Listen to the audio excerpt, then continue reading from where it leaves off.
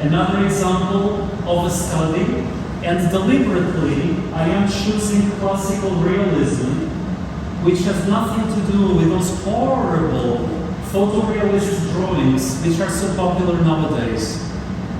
It's not about copying a photo. By the way, any child can do that. Most photorealist painters are actually teenagers that do that for school. You don't need to be able to draw very well to do photorealism. You just need patience. If I give you 2 months to copy an image, you will be able to do photorealism with minimal instruction. Maybe with 10 or 20 lessons from me, you'll be drawing in photorealist style. No problem.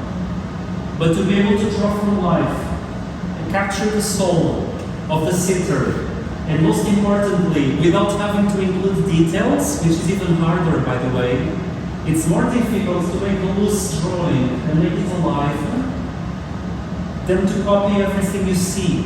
When you copy everything you see, of course it's going to look alive because it's the same as reality.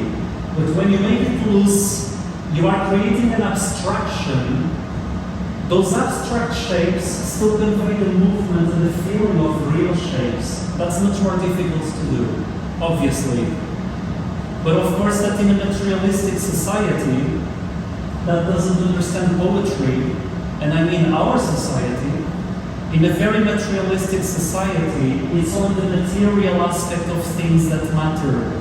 So no wonder photorealism is so popular, because it's only about copying physical reality and not getting the poetry of the shape.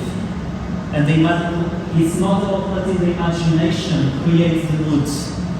Classical art, half of it is about abstraction, as you can see in the hair. Look at those dashing lines, they're totally abstract. And yet, they capture the movement of real hair. You even feel the texture of the hair. It's amazing. This is by Annigoni, an Italian painter. He made the only good portrait of Queen Elizabeth II. No, I'm not convinced by the painting that Lucien Freud did. I think it's awful. And it's the most famous painting in England at the moment. I think Annigoni did a much better job.